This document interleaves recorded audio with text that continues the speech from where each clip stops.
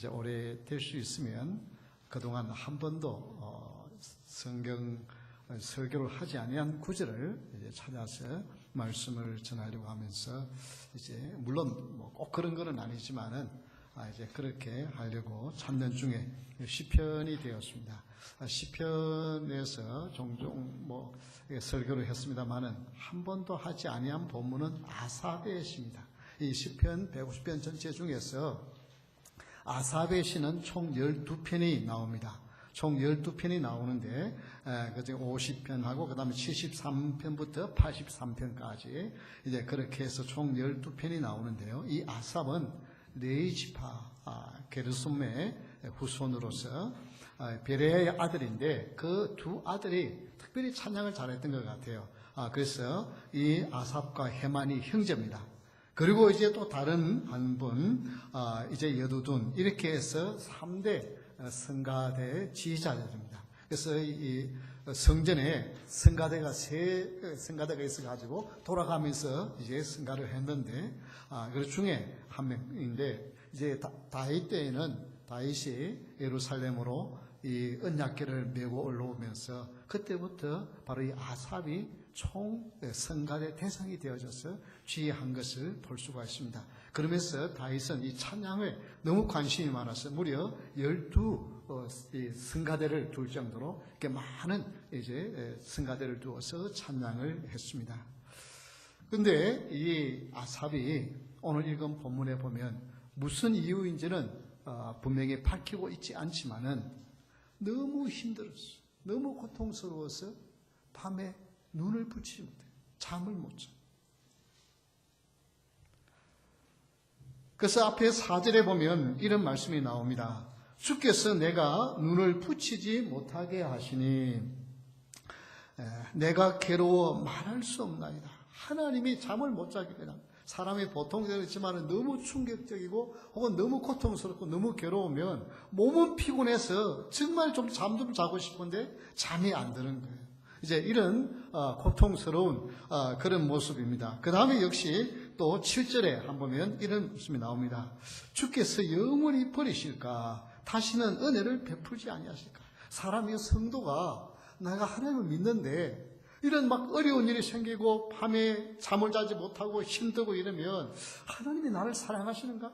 하나님이 나를 버리신 건 아닐까? 하나님이 뭐 때문에 나에게 이렇게 진노하실까? 이런 고민이 생기는 거예요. 이 아삽도 그런 고통 가운데서 이제 하나님 앞에 나아가는 내용이 오늘 시편 77편입니다. 그래서 이 77편을 이런 어려운 가운데서 어떻게 하나님은 그를 회복시켜 주시는지 살피면서 하나님 주신 은혜를 받기를 원합니다. 그래서 오늘의 제목을 기적을 행하시는 하나님, 다 같이 한번 따라합시다. 기적을 행하시는 하나님. 기적을 행하시는 하나님이라는 제목으로 하나님 주신 말씀을 통해서 은혜를 받기를 원합니다. 먼저 9절에 보면 이런 말씀이 나옵니다. 하나님이 그가 베푸실 은혜를 잊으셨는가? 노하심으로 그가 베푸실 긍휼을 그치셨는가 하였나이다. 힘들고 너무 어려워서 밤에 잠을 자고 싶은데 잠도 안 자. 문제는 풀어지지 않고 고통스러우면 하나님 날 버리셨는가? 그런 생각. 여러분도 혹시 그런 때가 없었나요? 이제 그렇게 하면 그러면 하나님이 아니야, 너는 나의 사랑하는 딸이야, 사랑하는 아들이야, 뭐라고 좀 해주시면 좋은데 아무 말씀도 안 했어요. 침묵. 기적을 행하시는 하나님은 먼저 침묵으로 다가오시는 줄 믿으시기 바랍니다. 다 같이 한번 따라합시다. 침묵하심. 하나님은 먼저 우리 침묵하세요. 힘들고 어려워서 정말 우리는 팔딱 뛸 것 같은데 하나님은 조용히 계세요. 침묵하고 계세요. 이 아삽은 하나님 전에서 찬양하는 그런 은혜의 사람답게 힘이 드니까 쉽게 절망하지 않냐고 두 손을 들고 손을 내리지 않고 밤이면 하나님 앞에 부르짖었다고 했습니다. 하나님 앞에 부르짖었어요. 그런데 하나님은 마치 길을 막고 계시는 것처럼 아무 응답을 해주지 않고 그 상황이 나아지지도 않습니다. 여러분 이럴 때 참 답답하지요. 귀한 믿음의 사람이요, 참 찬양의 사람 다윗도 하나님이 잠잠하고 정말 자기는 힘이 들어서 하나님 앞에 기도하는데 아무 대답도 안 하실 때에 힘들어하는 모습을 시편 28편 1절에 나옵니다. 우리 한번 같이 읽어볼까요?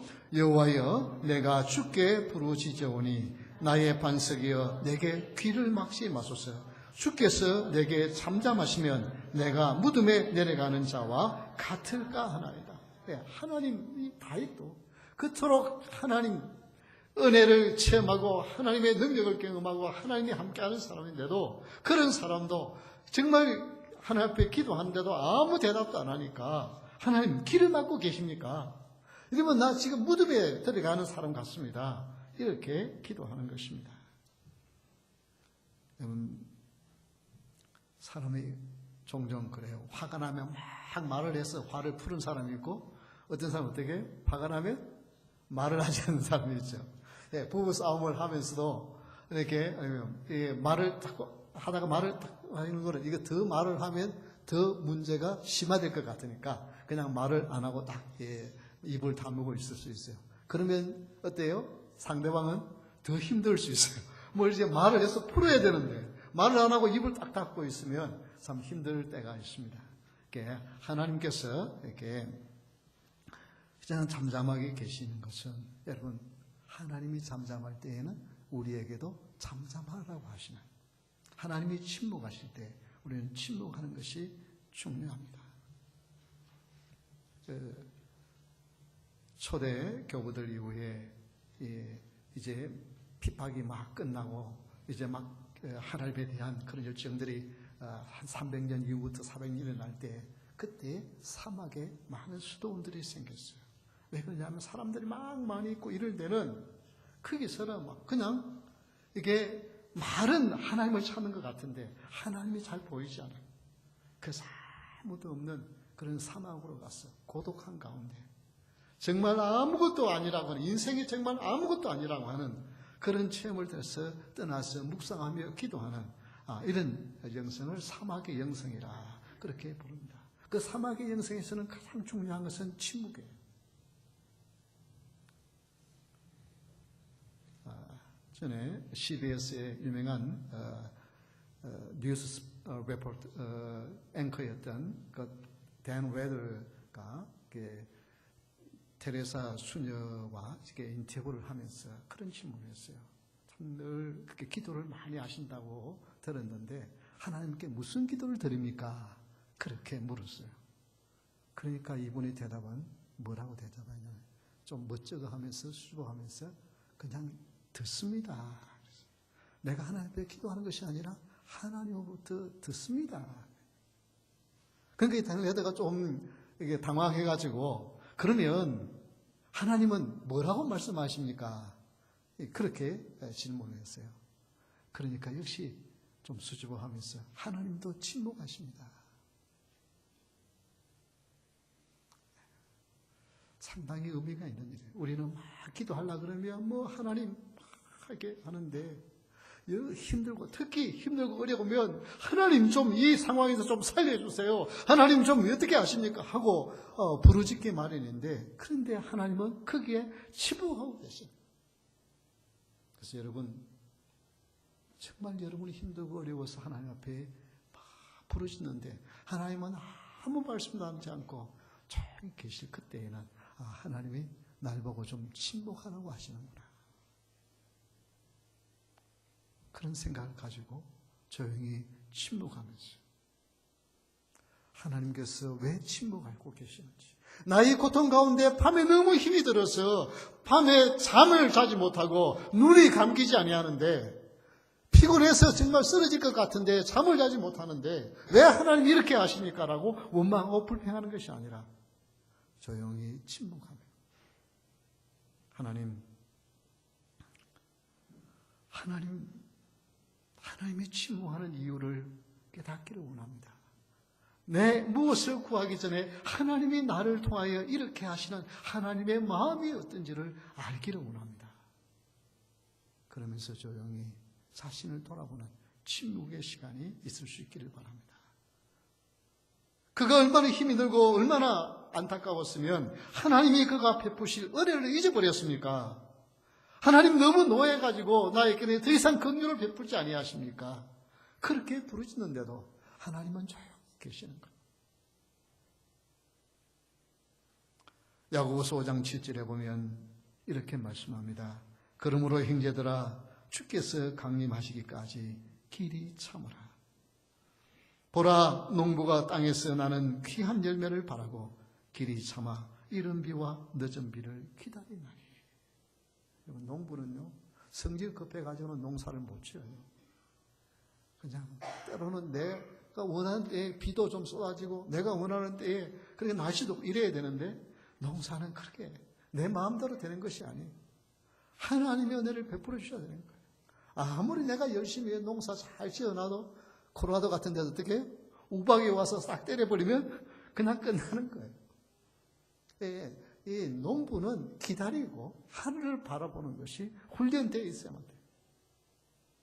그것처럼 우리가 힘들고 어려울 때 너무 그렇게 그러지 말고 하나님, 전능하신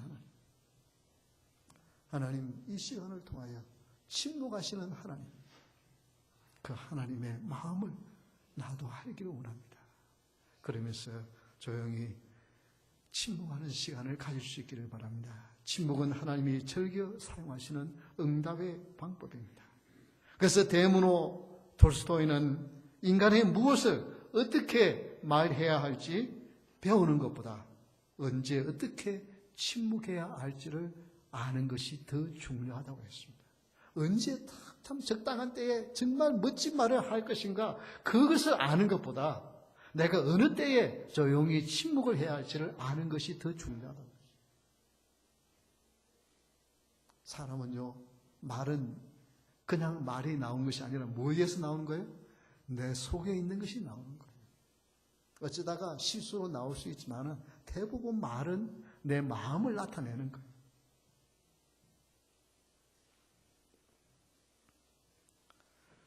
그래서 내 생각, 내 마음에 있는 거 다 쏟아내면 그것이 좋은 것보다는 나쁜 영향을 더 많이 나타내게 되었습니다. 그래서 정말 하나님만을 경험하기를 원하면 조용히 하나님 앞에서 좀 침묵의 시간을 가지고 묵상의 시간을 가지고, 어떤 분들은 조용하면 외로워서 못 견디겠다 그러죠. 그렇죠? 아무도 없고 조용해가지고 너무 외로워서 못 견디겠다 그러는데, 우리 성도는 외로운 시간이 없어요. 외로운 게 아니라 우리는 홀로 있으면 뭐예요? 하나님이 주신 침묵의 시간, 고독의 시간을 준 거예요. 그 시간에 외로운 게 아니라 하나님과 교제를 나누는 시간. 그래서 고독의 시간을 즐길 수 있는 사람. 그래서 이 초대 영성가들은 어떻게 했어요? 그냥 자기가 외롭다 한 게 아니라 고독을 주기 위해서 사막으로 가고 혼자 산속에 들어가고 그냥 혼자서 조용히 시간을 보내면서 자신을 돌아볼 수 있었어요. 여러분, 좀 이렇게 하나님과 단독자로 좀 조용히 침묵하면서 하나님이 내 인생에 왜 이런 일이 일어났는지를 돌아보며 우리 자신들을 살피기를 원하시는 하나님의 침묵을 보시기를 바랍니다. 하나님은, 기적의 하나님은 침묵으로부터 시작하십니다. 두 번째, 기적을 행하시는 하나님은 여호와의 일들을 기억하며라고 했습니다. 다 같이 한번 합시다. 기억해 하심. 첫 번째는 어떻게 한다고요? 침묵하심. 기적의 하나님이 침묵으로 시작해요. 그리고 두 번째는 그 침묵을 할 때에, 조용히 있을 그때에 하나님이 여호와의 일들을 기억하며 주께서 옛적에 행하신 기이한 일들을 기억하리이다. 내가 조용해지면 하나님이 은밀히 다가오셔서 말씀해 주시면서 무엇을 하게 되냐면 지난 날을 기억하게 하시는 거예요. 많은 분들이 그러죠. 참 내 인생에 얼마나 정말 풍파가 많았는지, 내 인생의 길을 쓴다 그러면 성향 상하 2권 정도는 안 되고 적어도 상중하 소설 3권을 쓸 수 있다고 다 그러잖아요. 그렇게 힘들게 그렇게 세월을 지나왔는데, 그런데 어떻게 지금 여러분 이렇게 앉아서 하나님께 예배할 수 있도록 하나님이 인도하셨잖아요. 그렇죠?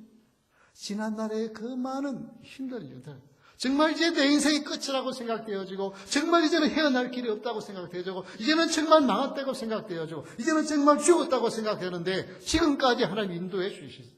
그래서 하나님이 침묵하고 있으면 지난날 하나님이 나에게 함께 해주셨던 그 일들을 기억나게 하십니다. 그래서 유대인들은 무슨 이야기를 할 때 어디부터 시작해요? 저 아브라함까지 올라가지만은 그렇게 하지 않더라도 적어도 어디부터 시작해요? 그들이 애굽에서 종살이 하던 그때에 하나님의 그 시음소리를 들으시고 건져내 주시고, 그리고 어떻게 해요? 뒤에 바로의 군대가 쳐들어오면서 이제는 다 죽었다고 생각되는 홍해 앞에서 하나님이 홍해를 육지같이 건너게 하신 그 이야기부터 시작해요. 성경 한번 보십시오. 유대인들이 무슨 이야기를 할 때, 무슨 십전을 할 때에 그들은 거기서부터 이야기 시작해요. 그 말은 무슨 말이에요? 우리가 너무너무 괴롭게 힘들게 살 그때에 하나님이 우리의 부르심을 들으시고 우리를 건져주셨던 그 하나님, 그 하나님이 지금도 어떻게 해요? 우리와 함께 하신다. 그래서 지난 날을 기억하는 것은 굉장히 중요한 것입니다. 시편 77편 역시 아삽의 시입니다. 19절에서 20절의 말씀 우리 같이 한번 읽어볼까요? 주의 길이 바다에 있었고 주의 곧은 길이 큰 물에 있었으나 주의 발자취를 알 수 없었나이다. 주의 백성을 양떼같이 모세와 아론의 손으로 인도하셨나이다. 주의 백성을 양떼같이 어디에서요? 큰 물이 앞에 있을 그때에 하나님이 인도해 주셨다고 역시 노래합니다. 여러분 힘들고 어려울 때, 내가 가장 힘들었을 때 하나님이 어떻게 합니까? 한국에서 저는 연탄 가스를 먹고 2번이나 죽을 뻔했어요. 마셔가지고. 왜냐하면 신학교 다닐 때 기숙사에 있으면 괜찮은데 방학 때는 갈 데가 없어요. 그러니까 그냥 다락방 같은 거 해가지고 거기 서는데 밑에 부엌 위에 다락방이니까 그 가스가 올라와가지고 연탄 가스요. 그래가지고 보통 연탄 가스는 조용히 죽는데 하나님이 그래서 살려가지고 쓰려고 조기장으로 쓰려고 막 몸부림을 치니까 그래서 그 소리가 듣고 사람 쫓아와서 살렸는. 이제 이런 미국에 와서도 처음 공부하면서 어른은 그래도 한 끼 없어서 굶는 건 괜찮겠는데 아이 우유를 사야 되는데 우유 살 돈이 없어가지고요. 근데도 지금 안 굶어 죽고 잘 살아 있습니다. 잘 살아 있어요.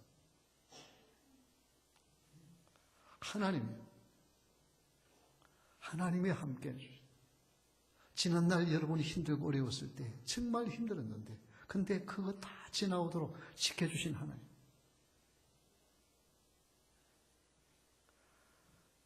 그 하나님 지금도 여러분과 함께 하신 것을 믿고 여러분 힘들고 어려울 때 지난날을 기억할 수 있기를 주의 이름으로 축원합니다. 우리 하나님이 지난 일들을 기억하게 하시는 것은 하나님의 큰 은혜와 축복입니다. 그래서 우리가 힘들고 어려울 때 하나님이 지난날 나와 함께 하실 때 어떻게 하셨는지를 꼭 좀 살펴볼 수 있기를 바랍니다.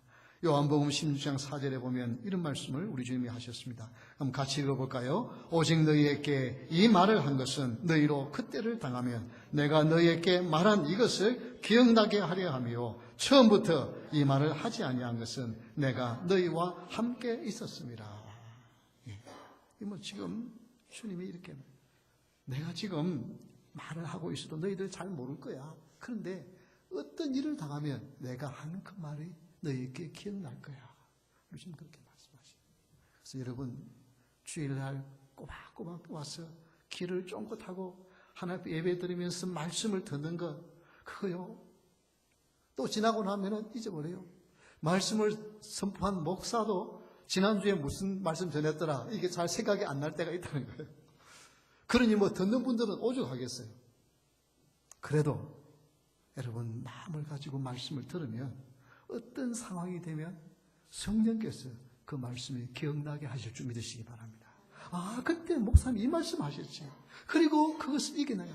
우리 예수님이 지금 제자들에게 하느니까 그들은 관심이 딴 데 있어가지고 그거 귀에도 별 들어오지도 않고 이게 무슨 말씀인지 잘 이해도 안 되고 그냥 그래요. 그런데 나중에 때가 되면 너희들이 그걸 기억나게 할 것이다. 그래서 여러분 주일날 와서 예배에 잘 참석하고 정말 온 정성 다하여 하나님을 보고 그 말씀을 듣고 말씀을 배우고 말씀 읽고 하는 이것이 아이고 나는 이제 나이가 많아가지고요 배워봐서 소용도 없고요 다 잊어버려요.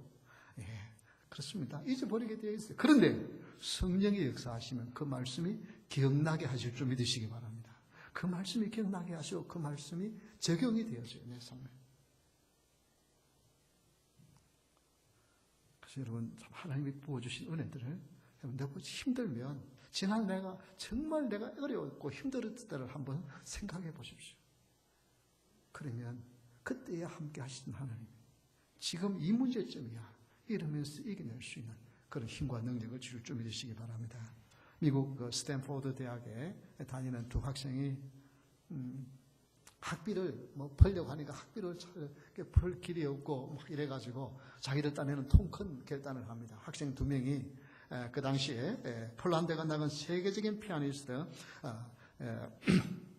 파드레브스키를 초청해가지고 공연을 하면 그 공연을 해가지고 얼마 주겠다고 약속하고 그걸 하면 이제 많은 사람들이 올 테니까 그러면은 그거 주고 비용 증가하고 나면 우리 학비가 생길 것이다 하고 여름 방학 때 그렇게 계획을 하고 공연을 했어요. 그 이제 파브레스키에게 2,000불을 주겠다. 그 당시 1900 막 1차 대전 끝나고 났으니까 2,000불이면 엄청난 돈이에요. 그래서 그걸 초청해가지고 공연을 했는데 웬걸 전체 다 총 매표 한 그 전체가 1,600불밖에 안 됐어요. 학비를 벌기는커녕 이제 400불을 밀어 넣어야 돼요. 그래서 이 파브레스키에게 1,600불을 드리면서 정말 죄송하게 됐지만은 우리가 꼭 틀림없이 갚겠다 하고 서약서를 써서 그분에게 드립니다. 이분이 그걸 들어보고 상황을 들어보니까 이 학생들이 자기 학비 마련하려고 했다가 학비 마련커녕 오히려 400불을 밀어 넣게 됐으니까 이분이 1,600불을 받지 않고 당신들 학비로 쓰라고 그냥 그걸 주었어요. 그래서 너무 이렇게 감사해가지고 그 세월이 지났습니다. 근데 이 폴란드의 유명한 피아니스트 파브레스키는 처음 공화국이 탄생할 때 대통령이 됩니다. 그때 막 1차 세계대전이 끝나고 나서 유럽에 너무 900만 명이 죽었잖아요. 그리고요, 이 전쟁으로 인해서 그 지역이 그냥 정말 쑥대밭이 되어졌어요. 그래서 먹을 것이 없어서 이 파브레스키 대통령이 미국에 원조를 요청하려고 원조 요청하는 그 서류를 작성을 하고 있었어요. 왜냐하면 국민들이 먹을 것이 없으니까. 그런데 아직 원조 요청하기도 전에 원조가 도달한 거예요. 그러니까 너무너무 감사해가지고 너무너무 감사해서 후보 대통령에게 감사의 편지를 씁니다. 너무너무 감사하다고. 어떻게 우리에게 식량이 필요해서 우리가 필요하다고 좀 도와달라고 그렇게 지원 요청서를 지금 작성하고 있는 중인데 어떻게 보냈냐고. 그러니까 너무 감사하다 그러니까 그냥 감사하지. 오히려 내가 감사하다. 그 두 학생 중에 한 명이 후보였었어요. 그가 대통령이 되었어요. 그날 그때 대학생 때 스탠포드 다닐 때에 그 받은 은혜를 기억하고 지금 그 유럽이 너무나 지금 굶주림에 빠진다는 걸 알고 이미 요청하기도 전에 지원을 해주는 참 그것으로 이같이 받은 은혜를 기억하는 것. 이거는 힘이 나요. 그리고 거기에 하나님의 역사와 하나님의 축복이 나타납니다. 그래서 여러분 힘들 때에 지난날 하나님이 그 힘들고 어려울 때 하나님은 어떻게 하셨을까? 여러분 미국 처음 오실 때 미국에서 어떻게 살까 많은 염려와 어떻게 살아갈지에 대한 이색이 있었잖아요. 그래도 지금 이렇게 살아왔잖아요. 그래서 정말 여러분 힘들 때에 밤잠을 못 자고 너무 그렇게 발딱발딱 뛰지 말고 좀 조용히 있으면서 하나님께서 지난날하고 함께 하신 하나님이 앞날에도 인도해 주시라고 믿고 하나님께 맡기며 살아가는 여러분 될 수 있기를 주의 이름으로 축원합니다.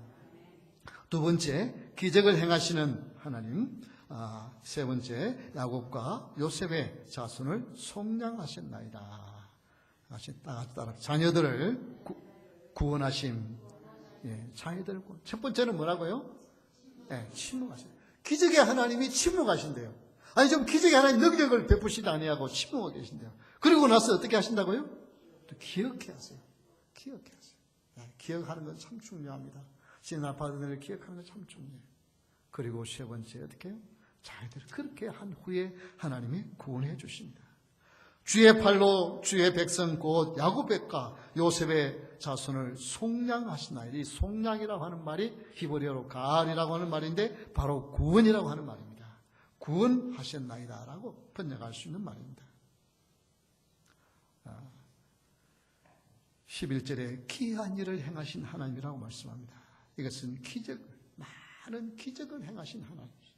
여러분의 삶 속에서 정말 그야말로 우연에 무슨 일들이 일어난 이것이 우연이 결코 아니라 하나님이 역사하시고 하나님께서 여러분의 삶을 붙들으시고 인도해 주신 것입니다.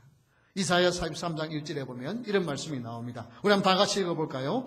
야곱아 너를 창조하신 여호와께서 지금 말씀하시느니라. 이스라엘아 너를 지으신 이가 말씀하시느니라. 너는 두려워하지 말라. 내가 너를 구속하였고 내가 너를 지명하여 불렀나니 너는 내 것이라. 여기 내가 너를 구속하였고라고 하는 이 말씀이 바로 히브리어로 가알입니다. 아까 조금 15절에 나오는 야곱과 요셉의 자손을 속량하신다는 속량이라는 말과 바로 이 구속이라는 말과 똑같은 단어입니다. 여러분, 하나님의 자녀들을 기적의 하나님은 결코 내버려 두지 않아요. 다 죽을 것 같은데 아닙니다. 하나님의 능력의 손으로 붙들어 주시고 인도해 주시는 능력의 하나님이 여러분의 하나님이신 줄 믿으시기 바랍니다. 그들은 힘들고 어려울 때마다 출애굽 사건을 기억합니다. 우리 조상들이 이집트에서 그토록 고통당하고 멸시당하고 천대받던 그들을 건져내신 하나님, 10가지의 재앙을 내리시고 건져냈던 하나님, 홍해를 육지같이 건너게 하였던 하나님, 먹을 것이 없어 하나님의 부지럴 때에 만나를 내줬던 하나님, 목말라 죽어간다고 외쳤을 때에 바위에서 샘이 터져서 물을 마시게 했던 하나님, 그 하나님이 나의 하나님이시고 그 하나님이 나를 지켜주시고 지금까지도 지켜주셨고 장래에도 지켜줄 줄 믿으시기 바랍니다. 이게 기적을 행하시는 하나님은 자녀들을 내버려 두지 않습니다. 하나님이 구원해 주세요. 구원은 죽어서 영원한 천국에 가는 영원한 생명을 가진 것뿐만 아니라 지금 이 시간 영원한 생명을 가진 자로서 삶에서 순간순간 여러분을 건져주시고 보호하시고 인도해 줄 믿으시기 바랍니다. 세상은 점점 더 하나님을 대적해 갑니다. 예수님의 이름을 회방해합니다. 미국에서도 믿음으로 살려고 하는 사람들이 핍박을 받아요. 그 레이쿠드에 있는 매스피스 그 케이크 가게 있잖아요. 지금도 재정적으로 어려워요. 대법원까지 올라가 있는데 사람들, 근데 한국 목사님들이 가서 정말 당신을 위하여 우리가 기도하고 있다. 당신 위로한다. 하나님 안에 축복하니까 이분이 너무 감격해하는 거예요. 왜냐하면 미국 목사님들 별로 안 온대요. 왜? 미국의 큰 교회에서는 이게 이 동성애 문제에 대해서 비판하면 오히려 목사가 공격을 받아요. 다 같이 인정해주고 이래야 됩니다. 그 때문에 별 관심 많이 안 가져요. 일부 극히 소수의 분들만 관심 가지지 많은 분들이 그 동성애 그거 비난하고 그 당신이 그거 못해주는 거는 그건 당신이 잘못했다. 왜 사람을 차별하느냐. 그런 거예요. 이게 바로 내 양심으로는 이거 할 수 없다고. 내 신앙 양심으로는 남녀가 결합하는 것인데 그거에 내가 기쁨으로 하지만은 이건 내가 내 양심을 못 해주겠다 그러는데도 핍박받아요. 이게 미국입니다. 그러나 여러분 우리가 이 시대가 너무 하나님에 대하여 관심이 없고 하나님이 우리를 해방한다고 생각하고 너무 움츠러들지 마십시오. 2000년 기독교 역사에 보면 지금처럼 자유롭게 예배하고 찬양하고 하나님 복음 전할 수 있는 때가 그렇게 많지 않았어요. 신앙 때문에 핍박당하고 신앙 때문에 쫓겨나고 신앙 때문에 감옥에 가고 신앙 때문에 죽임을 당한 일들이 많이 있었습니다. 그래서 지금 우리가 위축되지 말고 이 정도 가지고 아니라 앞으로 어떤 핍박이 일어날지 몰라요. 그러나 여러분 나를 구원하신 주님이 나를 지키시고 나를 끝까지 인도해서 영원한 천성까지 나를 데려가실 줄 믿고 담대하게 살아갈 수 있기를 주의 이름으로 축원합니다. 그래서 마태복음 10장 22절의 말씀 우리 한번 다 같이 큰 소리로 읽겠습니다. 또 너희가 내 이름으로 말미암아 모든 사람에게 미움을 받을 것이나 끝까지 견디는 자는 구원을 얻으리라. 미워하고 핍박할지 모르지만 끝까지 견디는 자는 구원을 얻게 하시는 하나님. 주를 끝까지 바라보는 자는 놀라운 승리의 구원의 축복을 누릴 줄 믿으시기 바랍니다. 그래서 여러분 좀 힘들다고 뭐 걱정이 있고 이러면요 잠이 안 오죠. 입맛도 없죠. 근데 여러분 그렇게 하지 말고 그럴 때 조용히 무릎 꿇고 주님 이런 기회를 통하여 내 자신을 돌아보게 하여 주옵소서. 하나님은 기적의 하나님이신데 침묵하시는 이유가 있을 텐데 그 이유를 나도 알기를 원합니다. 묵상하며 조용히 하나님 앞에 나가서 고독자로서 하나님 앞에 나가서 침묵으로 하나님의 음성을 듣기를 소원해 보십시오. 그러면 하나님이 말씀해 주시고 지난날 사랑하는 아들아 사랑하는 딸아 내가 너를 어떻게 인도해 뒀는지 알게 하시고 그리고 장래에 우리를 어떻게 구원의 길로 인도해 줄지 알게 해 주실 줄 믿습니다. 그래서 여러분 아무리 힘들어도요 어떻게 나를 구원하신 주님 이것 하나만 기억하면 어려움을 능히 이겨낼 줄 믿으시기 바랍니다. 한국에 좀 유나나 창수야 병우나 하면서 이 세 명의 아이를 목매어 부르면서 찾았던 때가 있습니다. 그때가 1979년 이제 남목산 그 울산 가까이 있는 산인데 그 계곡에 가재를 잡으러 가겠다고 아이들 3명이 7살짜리 아이들이 3명이 났었는데 그냥 뭐 가재가 없으니까 가재 잡겠다고 계속 길을 가다가 그만 길을 잃어버려가지고 나왔어. 무려 28일간 산속에 있다가 겨우 약초를 캐는 할머니들한테 발견된 그때가 79년입니다. 7월 7일 집을 나서가지고 28일째인 8월 4일 날 이게 발견이 되었는데요. 여러분 28일간 아무것도 못 먹었으니까 어떻게 됐겠어요? 그래도 안 좋은 거는 그래도 물을 조금 마시고 그 산딸기가 있어가지고 산딸기를 따먹으면서 이렇게 됐어요. 근데 사람들이 그들을 찾기 위해서인데 한 20일쯤 돼서 막 군인들의 발자국 소리가 나고 막 소리를 하는데 나 우리 여기 있다고 좀 살려달라고 고함을 지르는데도 20일간 동안에는 못 먹어 놓으니까 목소리가 안 나온 거예요. 그래서 모르고 그냥 지나갔대요. 그러고 나서 28일 만에 발견이 되어져서 겨우 살았어요. 그때에 이 현상금으로 이 발견하고 착연한 사람 300만 원을 주겠다고 했는데 이 할머니들에게 드리려고 그러니까 할머니들이 안 받겠다. 왜? 생명을 구원한 것만 살린 것만 해도 너무 기쁜데 이거 안 받겠다고. 그런데 이 세 사람들은 매년 명절만 되면 이 할머니를 찾아가요. 감사하다. 그리고 한 10여 년 있다가 이 할머니들은 다 돌아가셨지만 그래도 이분들은 지금도 모여가지고 그 할머니들을 감사하고 또 그 곳을 늘 1년에 한 번씩 3명이 방문을 한대요. 왜? 나를 살려준. 그 잊을 수가 없는 거예요. 그렇잖아요. 여러분, 이 세상에 목숨 하나도 살려준 분 잊을 수가 없었어요. 명절만 되면 그분을 찾아갔어요. 그분들에게 감사하다고 절을 하고 선물을 드리는데 영원한 생명을 우리에게 허락해 주신 이 주님, 이 구원의 감격 이것 가지고 정말 주님 나를 구원해 주신 주님 너무 감사합니다. 여러분 이거 기억하면요 뭐가 두렵겠어요? 뭐가 그렇잖아요. 좀 힘들고 어렵고 고통스럽지만 그거는 지나가는 일들이잖아요. 그렇잖아요. 나에게 영원한 생명을 허락해 주신 그 주님, 하나님의 자녀에게 구원을 베푸시는 주님, 그 주님 바라보며 여러분 당당하게 살아갈 수 있기를 주의 이름으로 축원합니다. 다 같이